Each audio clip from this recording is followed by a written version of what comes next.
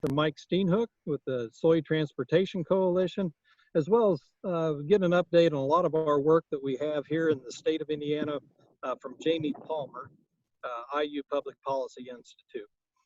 And then there'll be an opportunity for some Q&A after the two presentations. We'd like to have a kind of a more open conversation, but just the limitations of the Zoom, it's best to just hold your questions toward the end. And then also, if you do have questions, please enter them in the chat feature, and we'll relay those questions to the presenters. Just a couple of housekeeping things. Please mute your microphone, which I will do when I'm done with my part here, because there is a nice breeze coming through here. So you may be hearing a little bit of noise from the breeze. But mute your microphone if you're not speaking. Just eliminate that background noise. Again, use the chat feature to ask questions, and be ready for the Q&A after the presentations. And if you can't hear the computer audio, try switching to the telephone. A lot of times we found that works well for some folks. Next slide, please. And again, thanks to the sponsor, Bayer. And we do have a little ad to run from Bayer. Rachel? Your farm, generations in the making, rising to the challenges and the changes, each season with more decisions to make. In the end, your farm is built on your choices. And soon, you'll have more flexibility in those choices than ever before. Extend Flex soybeans. The next big thing is coming.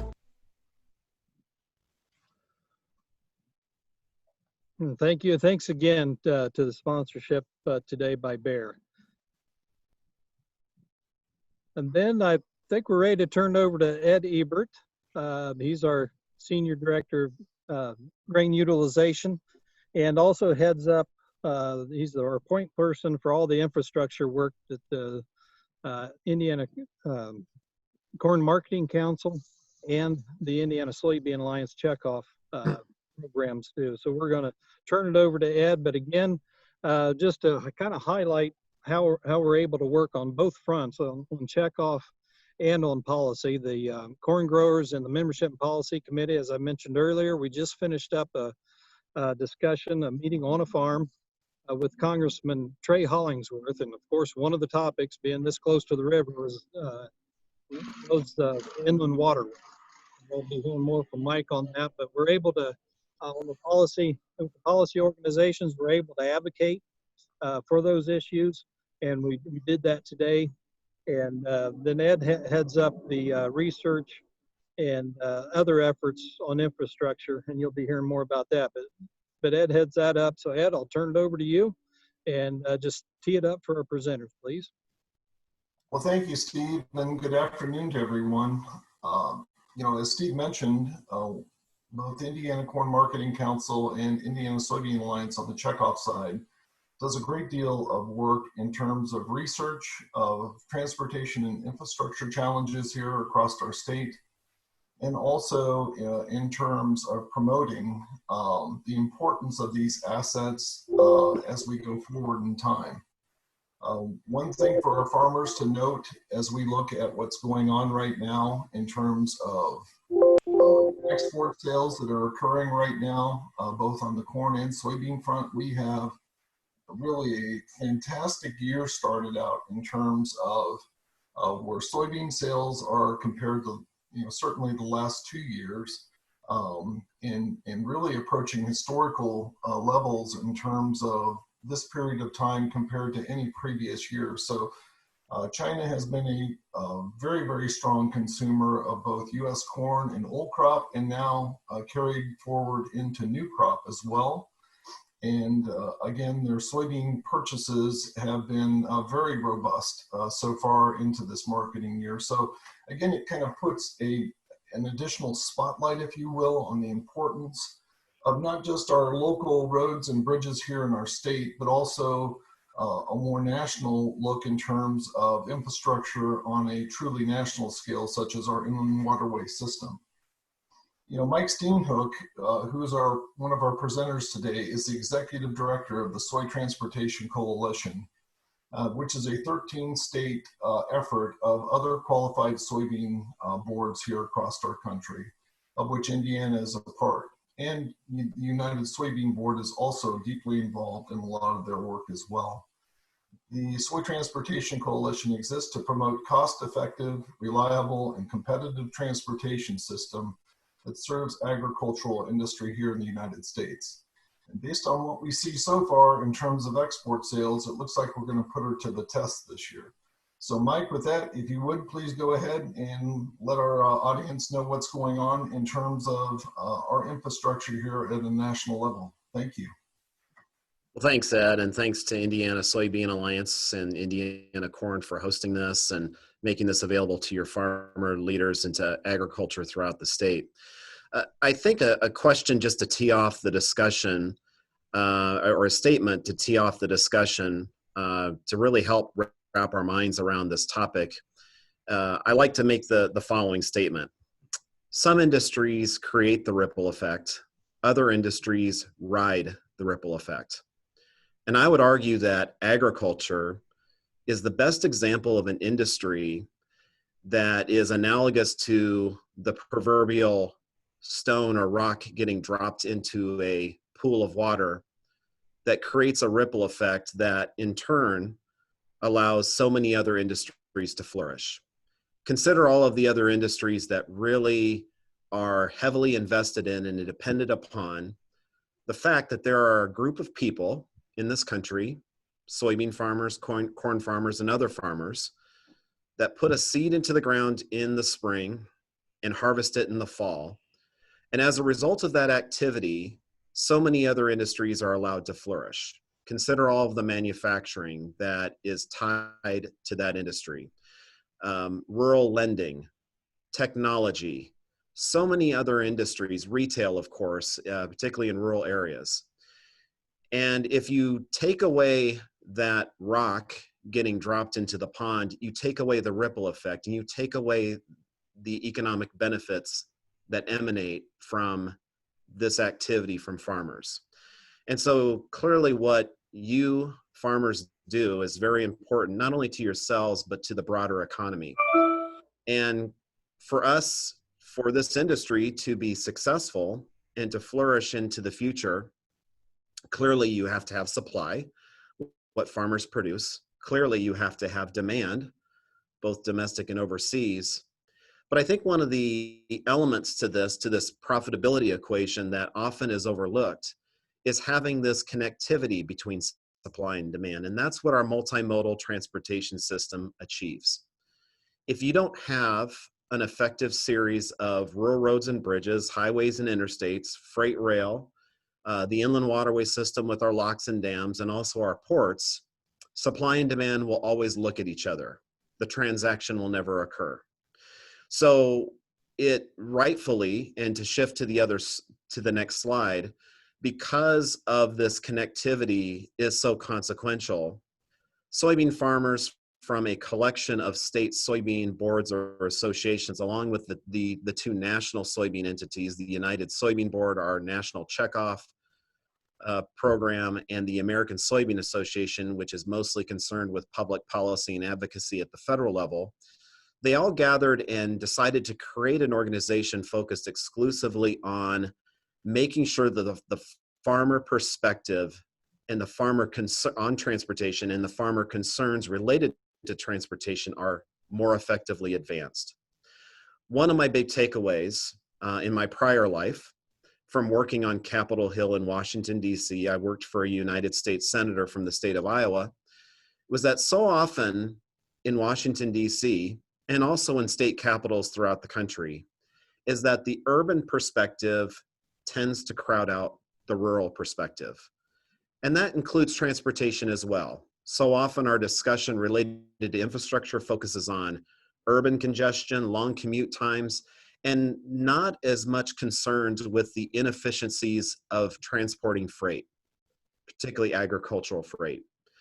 we need both. We need to focus not only on the urban needs of America, but also on the rural needs of the needs for rural America in terms of transportation. So the organization is a farmer-funded, farmer-led entity comprised of these 13 states, along with those 2 national soybean organizations. The Indiana Soybean Alliance has been an integral part of the Soy Transportation Coalition since we were created. They had a seat at the table before the decision was even made to create the Soy Transportation Coalition. So Indiana Soybean has been very much on the forefront of this issue, a strong advocate for this issue, and we appreciate its partnership with this organization. And one of my big takeaways I want to convey to Indiana soybean farmers is I want you to have a sense of ownership of this organization and the work that we do. I work for you. And if I always need to keep in mind the farmers from throughout the country, including from Indiana, to make sure that we have a cost-effective, reliable supply chain. If we want to shift to the next slide, I'm not going to do an exhaustive tour of all of the work that we do, but for us to do our job appropriately, I do need to be engaged in all of those particular modes of transportation. The way I like to describe it is in terms of a supply chain. It doesn't do a whole lot of good if each link in your supply chain is made out of stainless steel if one of those links is a twisty tie. You have to have all of those links working together. You're only as strong as your weakest link. So we need to be engaged in all of these particular modes of transportation, and we hope that our work product reflects that. But I'm just going to focus on a couple areas of emphasis that we've been working on as of late. And I select these 2 because it really covers the 2 extremes of the ag supply chain. At more of the macro level, with our #1 export region, the Mississippi Gulf. And then also, we're going to be talking a little bit about rural roads and bridges. And so wanted to first start with talking about the inland waterway system and how it all funnels down to the Gulf of Mexico, which is by far the #1 export region for soybeans. 60% of US soybeans leave from the lower Mississippi River. This slide shows the major inland waterways, the Ohio River, the Mississippi River, the Arkansas River, the Illinois River, and how they all provide this linkage for the most productive farm ground on the planet. That's one of the things that's really remarkable about the United States' inland waterway system. Other countries do have navigable waterways, but our navigable waterways are quite unique in the sense that they penetrate into the most productive farm ground on the planet. So you have a lot of farmers, including in the state of Indiana, that it is a short truck journey to be able to access this very efficient maritime highway if we take advantage of it. And it allows these farmers who are located far removed from the coastal regions of the United States to be international entrepreneurs because you have this access to efficient transportation. It all funnels down to this 256-mile stretch of the lower Mississippi River, starts at Baton Rouge, Louisiana. It snakes past New Orleans. New Orleans is River Mile 100 from the Gulf of Mexico.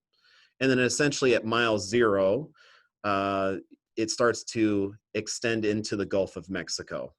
So again, this 256-mile stretch of the river accounts for 60% of soybean exports, 59% of corn exports, by far the #1 launching point for both commodities. And there's been a long aspiration to deepen that lower part of the river from 45 feet of depth to 50 feet of depth. And one of the things that we decided to do a couple years ago is really to put our shoulder into it as well. One of the things that I thought was unfortunate about this campaign was that most of the work was and most of the advocacy was being conducted by Louisiana stakeholders. And they had done, and they continue to do an exceptional job of advocating for this issue. But my conclusion was this project, deepening the lower Mississippi River from 45 feet to 50 feet, should not just be regarded as a Louisiana thing. It also needed to be regarded as an Indiana thing, a Kentucky thing, a Minnesota thing, an Iowa thing, because of the fact we have such a vested interest in this launching point for soybean and corn exports. So we decided to do a number of things, and this next slide expresses it and highlights it. We decided to do some research that highlights what would be the benefit to soybean farmers if we saw this project become a reality. And one of the focal points of this research was developing a series of basis maps.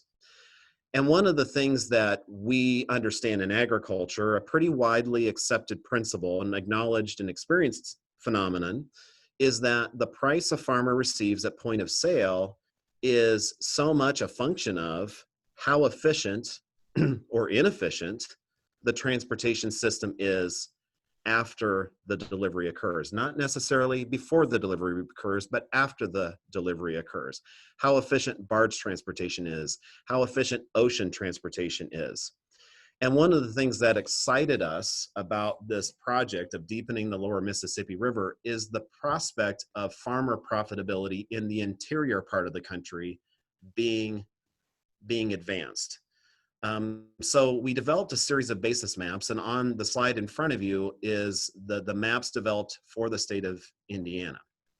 And as you can see, the slide on the left highlights the scenario prior to this deepening project becoming a reality. The areas that are in kind of light green or in yellow are more favorable basis territory, where basis is either in a positive territory or a slightly negative territory. And then you start getting into areas where it becomes darker in color. That is a more pronounced basis territory. The slide on the right conveys what the reality will look like once the lower Mississippi River is deepened. And as you can see, the areas of green start in turquoise are crowding out areas of yellow are crowding out the rust-colored areas.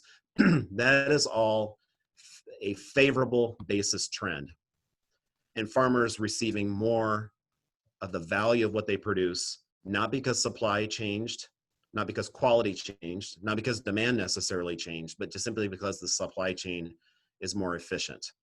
So we developed this research to really convey what the benefit would be in all of these particular states. And then we quantified this trend, this more favorable basis territory occurring, trying to do an attempt of quantifying that. And the estimate is that Indiana soybean farmers every year will receive $42 million every year because this project becomes a reality. So we did this research to really convey why this is important for farmers. And then we did some other work in concert with state soybean associations and the American Soybean Association. Soy Transportation Coalition was actually engaged in this as well, promoting this at a federal level, talking about the need for this project to receive necessary funding and also to receive authorization and to be included on the list of recipient projects for federal funding. And that was really consequential as well. The United Soybean Board contributed $2 million to help underwrite the cost, the analysis, the research costs associated with this project. Their funding is not actually being used for the actual physical infrastructure that's going to be taking place, but some of the necessary costs of that research and analysis and design work that is essential for this project. So we had the checkoff organizations, the associations that are able to engage in policy discussions. All of those organizations were working together.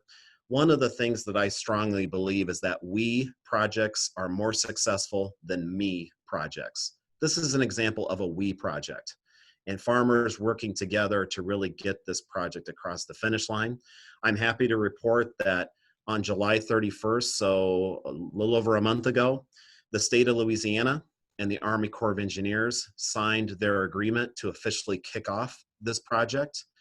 And soybean farmers and our contributions were routinely, frequently highlighted throughout that ceremony and how we were very consequential in helping this project get across the starting line.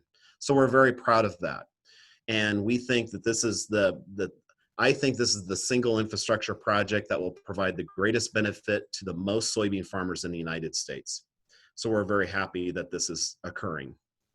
The work on the first phase of the project will start in the fall of 2020, so this fall, with a completion of this first phase in fall of 2021.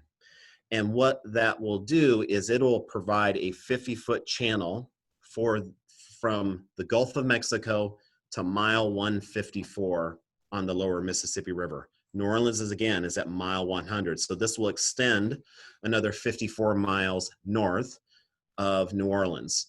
Doesn't quite get to Baton Rouge, which is mile 232, but that first phase of that first 154 miles will allow 11 of the 14 soybean and grain export terminals to have a 50-foot channel. There are still a few remaining that are outside that mile 154 range. So we will see a pretty notable benefit to this project in the foreseeable future. So this basis map, this improvement in basis, again, this assumes that our inland waterways, like the Ohio River and the Mississippi River, operate as they normally do. So if there's a major shutdown there, clearly you wouldn't see a benefit from the lower Mississippi River deepening. But this assumes that these rivers are operating as they normally are. And so we think that soybean farmers and corn farmers will receive a notable benefit from this project in the foreseeable future. Again, this being completed in fall of 2021. So this is not something that is too far off into the distance. We're very excited about this project. So moving on to another project I just wanted to cover. So we talked about the #1 export region for soybeans. Now we're going to talk about rural bridges and an initiative that we have underway. So moving to the next slide, we have been working with state departments of transportation, county governments, private engineering firms, universities, in the effort to promote the greater utilization of bridge testing equipment. And we're not going to do a deep dive into this, but the prevailing way that bridges, including rural bridges, are assessed or evaluated is a visual inspection.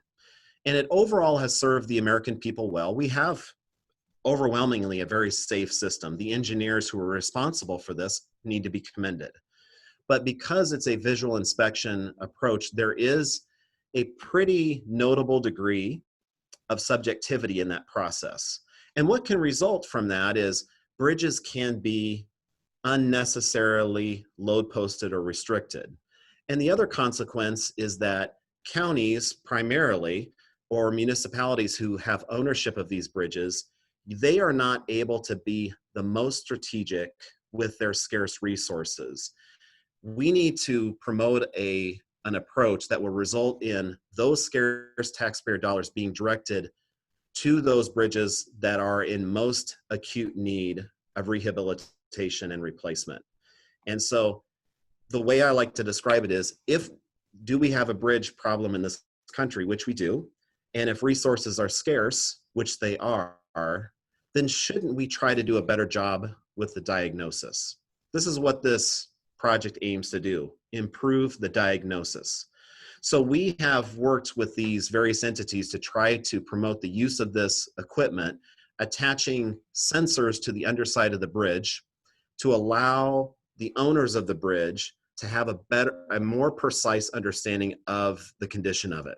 So you're avoiding those two potential outcomes: bridges being unnecessarily load posted, and taxpayers' dollars not being most strategically allocated.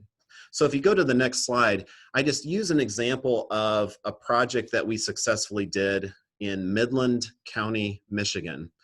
And the total cost of the project, upfront cost, was $22,000. The Soy Transportation Coalition provided a $10,000 grant to help underwrite the cost of it. and then the county owns the equipment, and they've used it to evaluate a number of their bridges. The next slide shows further the approach and the results. So they initially tested 3 bridges, and that all had load postings. And after doing the testing, they got real data that shows how the bridge performed under the weight of as you can see, a county dump truck that was loaded, that drove across it on the left side, the right side, and down the middle. And they were able to capture real data to see how the bridge performed. They tested 3 bridges that all had load postings. Bridge number 1, they had a 10% increase in allowable load after doing the testing. Bridge number 2, a 30% increase. Bridge number 3, also a 30% increase. As a result, they were able to remove the load postings on all 3 bridges. And to go to the next slide, one of the things that really excites me about this project is that a lot of times research projects the benefits seem to be more inaccessible or theoretical. I really try to gravitate toward those projects where the results are very tangible and relatable. And this is an example of one. So one of the things that you can do is, once you remove the load postings on those bridges, you can quantify the savings to the public by doing so. And because you can determine how many, by having that posting, it resulted in a detour. And you first assess on average, how long was this detour that the public had to incur? Is it 5 miles? Is it 10 miles? In this case, we used 5 miles. Number 2 is you know how many trucks on average were affected by that detour. And then number 3, we know what the cost associated of operating those semis on a per mileage basis. And by combining the savings from removing the load postings from bridge number 1, bridge number 2, and bridge number 3, if we want to go to the next slide, you can see, adding all of those up together, the residents of Midland County save over $100,000 every year, simply because we do a better job of evaluating bridges. And now the county has a better understanding of where their resources truly need to go to, what's the most effective use of them to maintain their system. So this is just, again, a good example of soybean farmers, county government coming together to really solve problems. One of the things that I really try to underscore is that we don't think that all of our problems will be solved by government writing a bigger check. Clearly, there's a greater need for greater investment in our infrastructure at the federal, state, and local level. But I think we are setting ourselves up for disappointment if our goal is simply for government to spend more money. We also have to look for opportunities to make the dollar stretch further, to practice better stewardship. This is an example of that. So I'm going to conclude my comments there. I understand that Jamie's going to be sharing some thoughts as well. And again, I want to thank you for letting me join you today. I look forward to our discussion later on at the tail end of the webinar. Thank you very much. Thank you very much.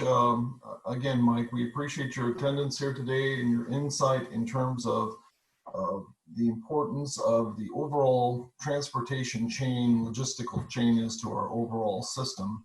Part of our checkoff mission is to conduct research, and one of those research and promotion efforts that we did was here 3 years ago.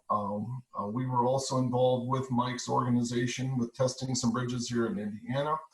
And this video actually kind of shows or demonstrates a little bit more in detail what Mike was speaking of. And then after that, we've also, both Indiana Corn Marketing Council and Indiana Soybean Alliance every couple of years goes down and does an Ohio River tour in terms of, again, showing farmers and other industry stakeholders the importance of that logistical infrastructure and kind of the advantage it gives us on a global perspective in terms of the global flow of both soybeans, soy products, corn, and corn products to global customers around the world. So, Rachel, if you go ahead and run both of those videos, we'll move on.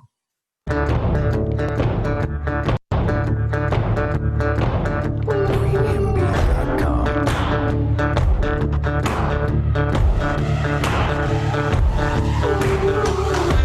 rural roads and bridges are the most underappreciated mode of transportation, but yet they're very consequential to the profitability of the soybean farmer and the farmer in general.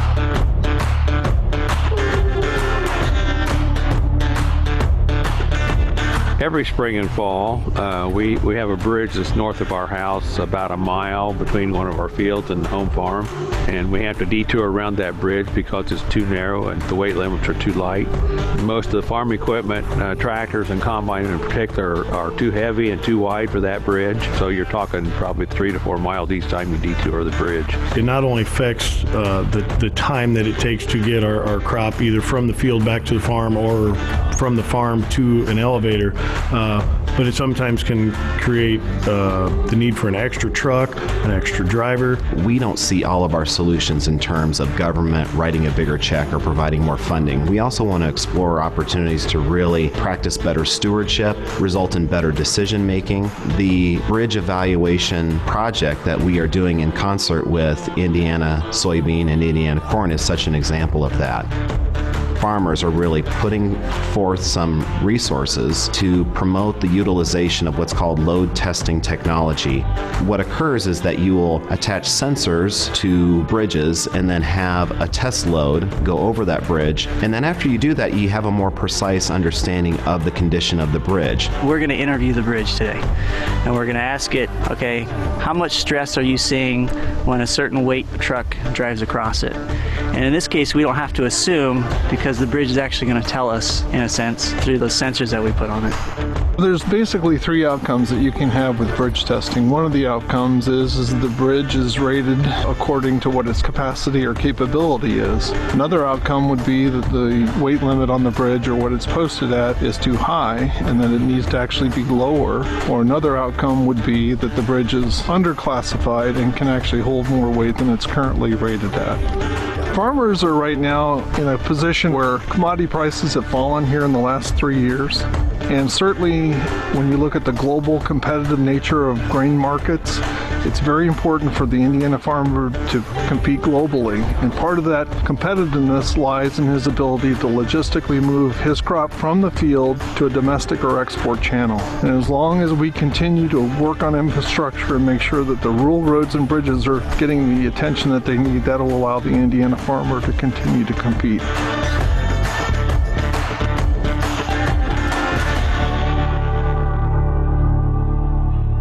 EMB.com.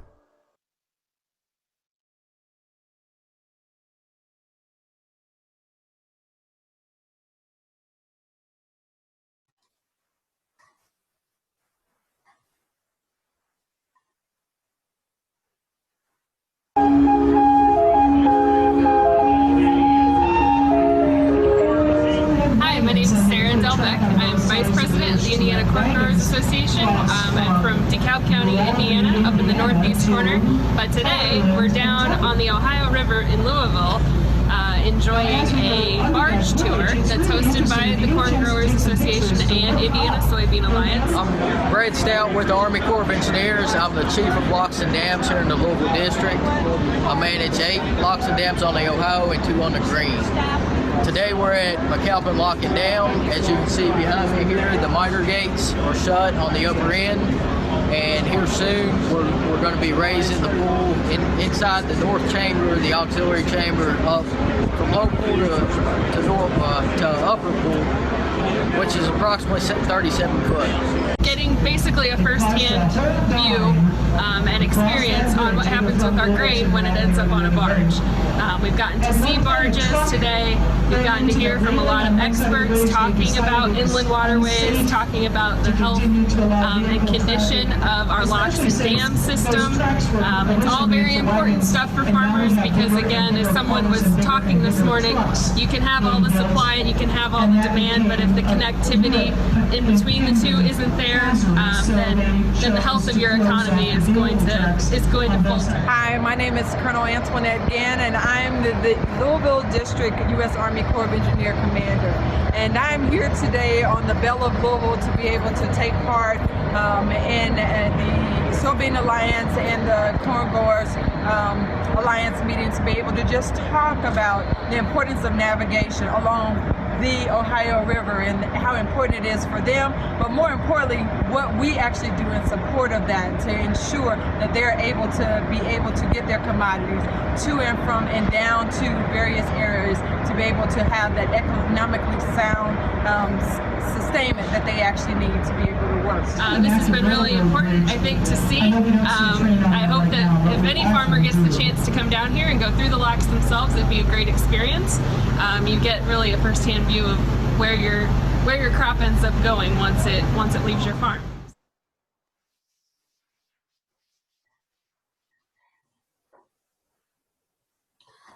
Okay, so there again, that kind of points out a couple of the things that we're charged with on the checkoff side, which is again promotion, research, and consumer information. So it kind of brings all those points together, both from that very basic level there at the rural road and infrastructure level, all the way up to a national asset like the inland waterways are here in our country, which again provides a logistical advantage over our competitors in other regions around the world.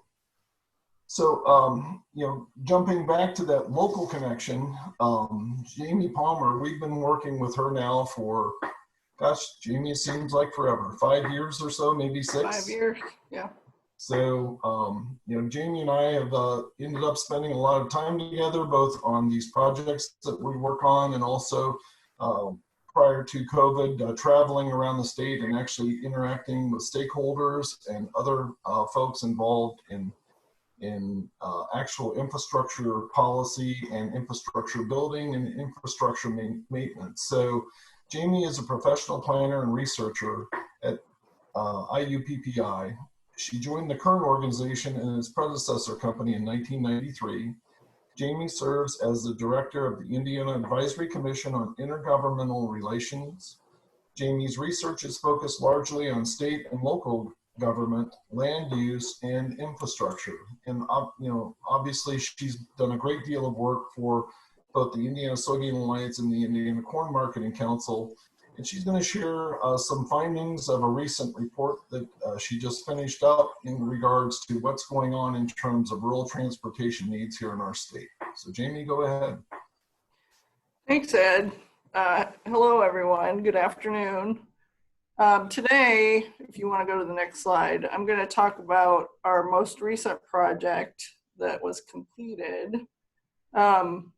Just as background, when I started working with Ed, we were working on inventorying sort of the whole of rural infrastructure needs. And then since then, we've gone on to do some more finer work. And so this year, what we did was to try to document what the different circumstances that counties find themselves in.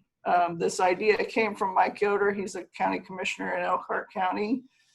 And, he came and he said, well, we don't all have the same kind of revenue, and we don't always have access to the same materials at the same cost. And so our goal in this project was to go out and figure out sort of what the range of that experience is. So in this study, we focused on 6 counties: Boone, Elkhart, Henry, Jasper, Posey, and Rush. That's a variety of counties. Some of those are pretty urban, some of those are very rural, some are kind of in between, and they're all over the state. So what we did was we looked at data that we could find. So there's road and bridge inventory data, there's revenue and spending data that comes from the operations reports.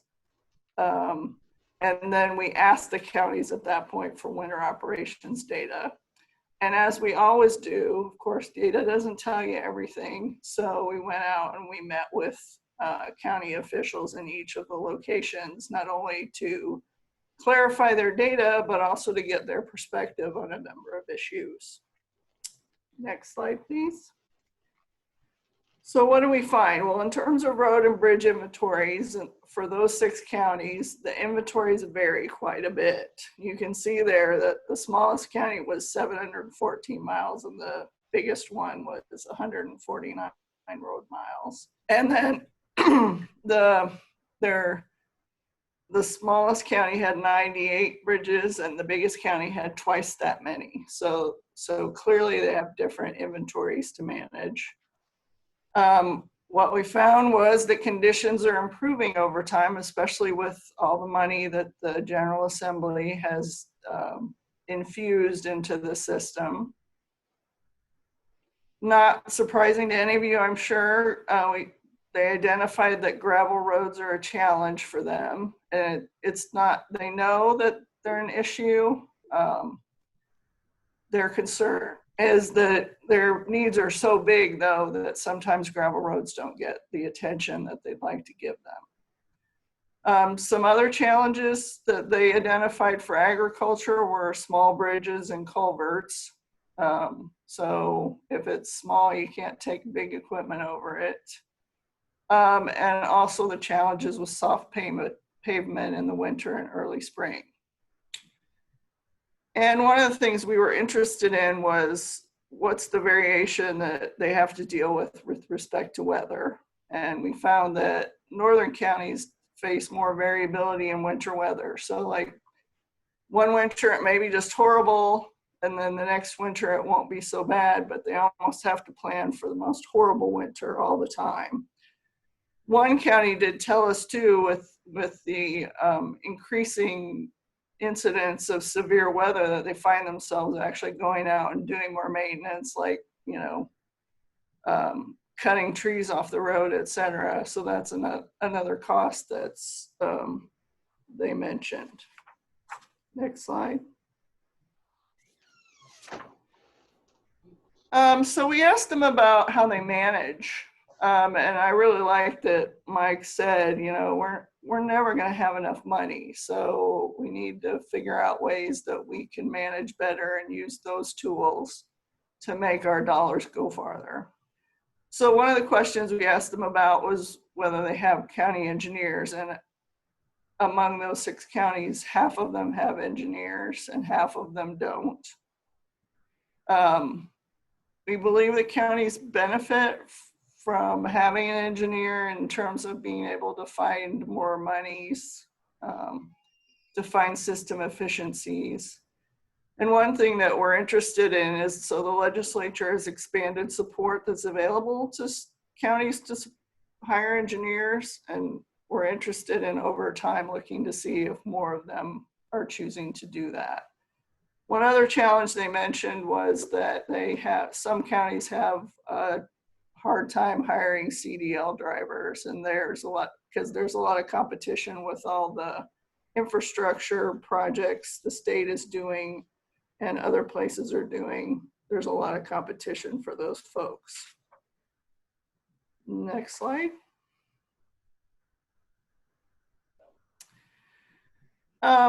So we asked them about asset management. So thinking about data when you and the conditions, and when you choose what you're going to repair each year.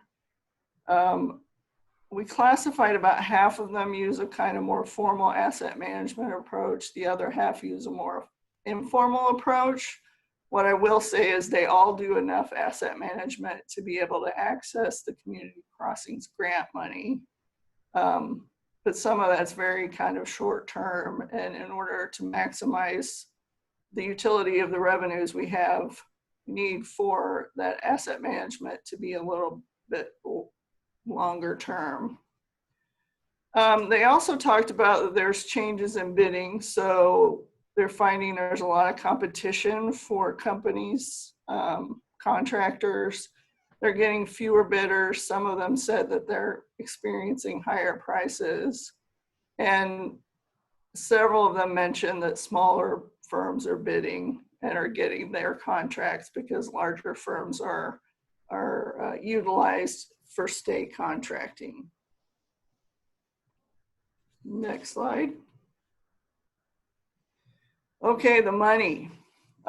So counties use a variety of different sources, and they all use MVH and LRS that comes from gas tax. Everybody had a bridge cap fund, and they've all gotten community crossings grants. About half used local option income tax, federal road and bridge money, and about half of them used tax increment financing. And then there was like a whole big list of other things that counties use. One I wanted to mention is that Elkhart County has major moves money from selling the toll road. And what they've chosen to do is make that into a revolving loan fund that they borrow from themselves and then pay back projects over time. And then they let the local governments in their county borrow for low interest. The General Assembly has a new requirement that 50% of MVH has to go to construction, reconstruction. They were all challenged a little bit with that.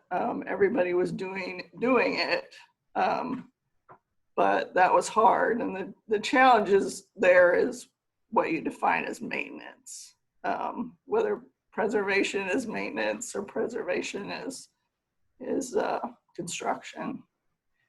And several of them identified challenges from the community crossings matching grant fund, and I'll talk about that a little bit later. So in summary, we found that the inventories are improving as a result of more money, that rural counties manage their infrastructure with a varying set of circumstances, which means they need flexibility, so one rule doesn't really fit all. Gravel roads and small bridges are a challenge, and counties acknowledge that. And then, funding is always going to be limited. We're never going to have as much as we want. So it's important that counties be creative and they're smart about their asset management. So right now, you could see that asset management kind of means you don't always do worst first. You think about which roads and bridges are most important and you invest in those. I think right now, because so many counties had such a deficit in terms of like being behind in terms of the conditions of their inventory, there's a lot of worst first going on now. But our hope is that once they get through that they'll be able to look at the system a little bit more holistically and manage a little bit better. Next slide. So since the beginning of my work with the Soybean Alliance and the corn growers, we've worked with something called the Rural Crossroads Advisory Council that Ed and Steve put together. And for this project, so it's folks like the Association of Indiana Counties, county commissioners, there's ag groups, there's road building groups.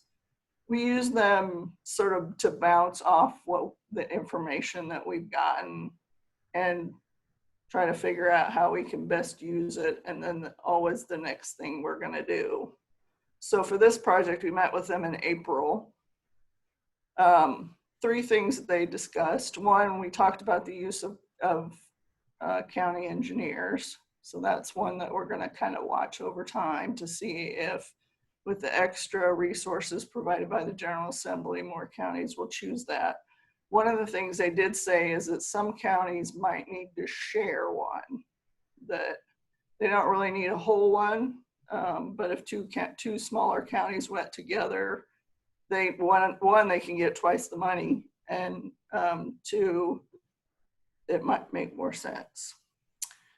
We had a long discussion about the parameters of community crossing grants. So they have done wonders for small counties and small communities, right? They're outside the gas tax, Rube Goldberg system.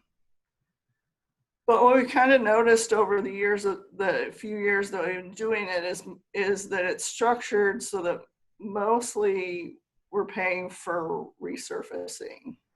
And resurfacing is probably not the most important thing in some counties. And so we'd like to find a way that the grant structure can allow for counties to use it to work on their biggest needs. Unfortunately, right now, that is one of the programs that is suspended because of the revenue drops from COVID. And then the big thing we talked about was the loss of revenue due to the pandemic and varying economic shutdowns. So obviously people aren't driving as much, so we're not generating as much gas tax. Since they're not driving as much, there's not as much sales tax on gas.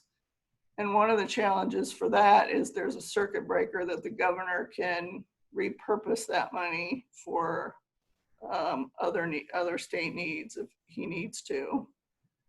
Local option income tax is going to be an issue. It's a little bit delayed because of basically the taxes that are being collected now won't be distributed until next year. So next year, what the counties get will be lower. And then property taxes are not necessarily affected a whole lot, but there's going to be a lot of needs that counties have, and they're going to have to make choices about how they choose to spend those monies. One concern was that a lot of state and federal money comes with a match. And if you don't have this local revenue, then you don't have the money to match. Next slide.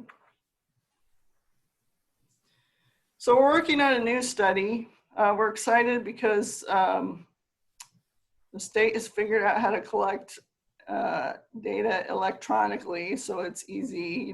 We don't have to transcribe it. So we're looking at annual report data, we're looking at conditions data, and we're looking at community crossings data. 43 counties have agreed to give us data. So we're looking to see what kind of a annual report we could put together using those data that would allow us to see over time the progress that we're making in terms of meeting road and bridge needs.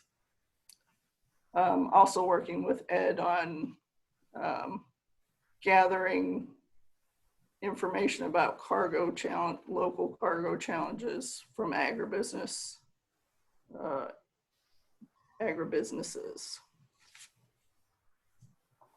Last slide there.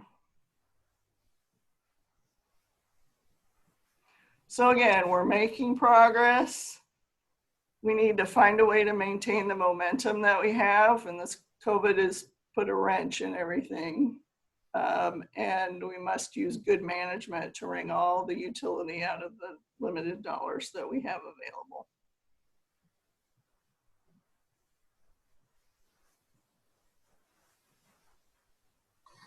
All right, thank you, Jamie. There's Jamie's contact information if you'd like to discuss further or get additional information from her. She's always glad to speak with you. At least she's usually glad to speak with me, except when we're transacting a traffic ticket across her while she's a passenger in my car. So with that being said, we do have some questions that have come in. I got some here both on text and also that have been written for me here. So Jamie, you talked about, what's going on in terms of, in terms of your takeaway slide, in terms of what's happening. But the main question here, I guess, is the 20 or $30 billion plan, has it really started to improve rural roads and bridges across our state? It absolutely has started to improve roads and bridges in rural communities. we're starting to see that the sort of average conditions going up. The challenge, of course, is if with COVID, are we gonna be able to continue that momentum? Okay. All right, good. I guess this one's for Mike. Mike, you had spoke of the 50-foot channel being completed, sometime in the fall of 2021 or shortly thereafter. When can the farmer here in the southern part of our state expect to start seeing that improvement in basis show up in terms of the graphics that you showed earlier? I mean, we think it can occur, shortly after that first phase is completed. One thing that we do see is that, farmers can notice a pretty, at times, significant shift in basis, either positive or negative, just based on how that supply chain is operating. And, I think the most extreme example, but it's instructive, is in 2005 when Hurricane Katrina hit the New Orleans area, and all of a sudden basis in the interior part of the country became more negative in a pretty dramatic way pretty quickly. And farmers were asking, what happened? My crop still seems to be the same, and I don't know of any major shift in demand, but it's just simply because the phenomenon was that barge terminals were saying, we can't move product out our back door, so don't deliver product to our front door. And the way they conveyed that message was dropping the price, widening basis. And so, so we think that, once you start seeing that channel deepened, and then, the export terminals will start, loading ships with more revenue producing freight, those savings will be passed on to farmers. And so that's something that excites us. Okay, and Mike, another question, staying right there on this, on the Mississippi River plan. Is there a long-term plan for moving past the first 150 miles on the Mississippi and dredging up beyond Baton Rouge? Yeah, so there's 3 phases of the project. So phase 1 is that initial deepening that takes you to mile 154. And then mile 154 to mile 232 is the remaining part. And that gets you up to Baton Rouge. Baton Rouge again, mile 232, river mile 232. Once you get north of mile 154, it becomes more complicated because there are a number of oil pipelines that are under the Mississippi River, and some of them are actually going to have to be moved when you do that deeper channel. And so first assessing that, and then number 2, actually executing that will take some time, at least another couple years, we anticipate. And then once that's attended to, then you can actually do the actual dredging deepening all the way up to Baton Rouge. The river is more serpentine the closer you get to Baton Rouge, and the result of that is you have more probability of sediment buildup, which happens. So these last phases, again, that first phase to mile 154 should be completed fall of 2021. And then it'll be another 2 to 3 years before the rest of it is all completed up to Baton Rouge. The challenge with Baton Rouge is that there's a bridge that was built across the river that will make it really difficult to get ocean vessels north of Baton Rouge because of the air clearance concerns. So we don't anticipate extending that capacity to load ocean vessels north of Baton Rouge. You'll still see barge transportation all the way down to Baton Rouge down south, and then ocean vessel loading activity south of Baton Rouge to the Gulf, between Baton Rouge and the Gulf of Mexico. Right, great, thanks, Mike. And Jamie, in your experience, both prior to the 43 counties, figuring out how to automate their data and everything else, but in your experience, how do counties usually decide which projects to tackle first as they manage or maintain their assets? Well, they do, some of them use different methods. For example, Jasper County, if they have a bridge that is gets a low rating, they take care of that right away because they're afraid it'll get left off. I think other counties sort of, one county, I think Rush, they walk every mile in the spring when they're sealing the roads, the cracks, and they decide from there. Other counties use the data that, you know, they use contractors to go out and inspect the roads and then the bridges, and they use the data that they bring back to choose, not only based on condition, but also based on traffic, sometimes based on what funding is available, because funding requirements are different for different things. Okay, great. Well, I'd like to thank our esteemed panel here of our experts today. I think, you know, I always learn a lot when I speak to either one of these individuals. So it's always a pleasure to hear their remarks and for them to share their wealth of knowledge with the rest of us. So thank you again, Jamie and Mike. Appreciate your time and your participation today. And with that, I'll turn it back over to Steve.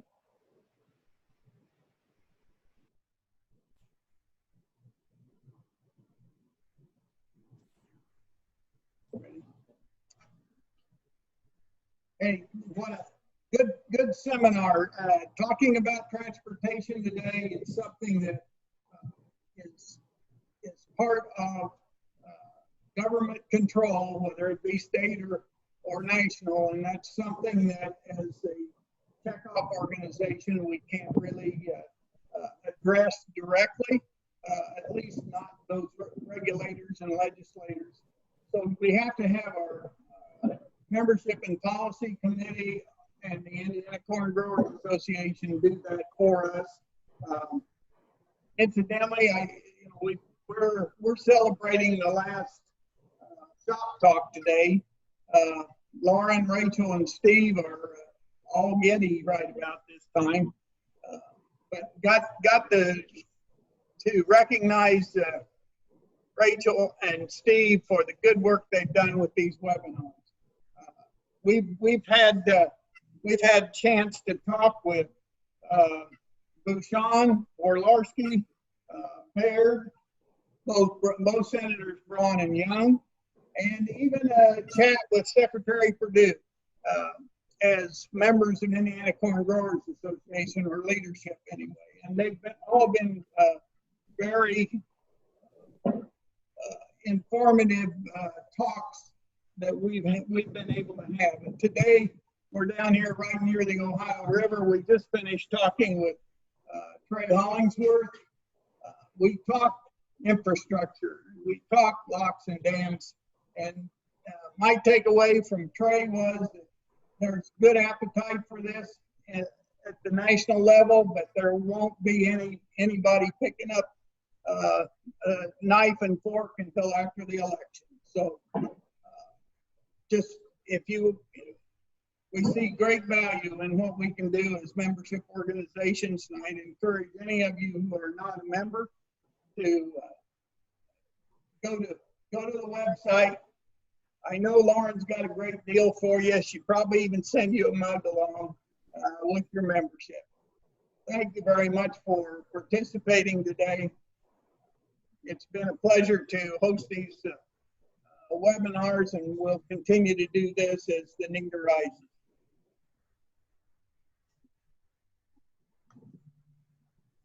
Well, thank you, Mike, and appreciate the panelists today. It was very informative. It's great work that we're doing at the national level and within the state. I just want to let you know that we are going to back off the frequency of our webinar series. Obviously, with harvest coming up, there's not a lot of opportunity for farmers to join us. However, as needs arise, we will certainly let you know when there's going to be a webinar. We're considering a crop report webinar following the USDA September report. But just be watching for those. If there's important information to get out, we will get that out to you and through this webinar series. Thanks again for joining, and have a good day.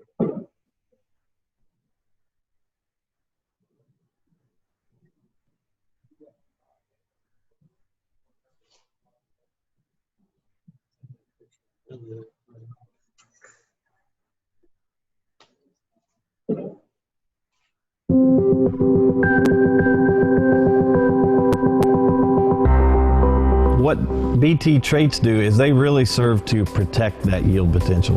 When you get insects such as corn borers or armyworm or rootworms or things, those insects start to feed on the plant, causing stress, but also robbing that plant of some of the nutrients that it is needing to help try to realize that yield potential. So what BT traits do is they really protect that yield potential that is determined by those other factors.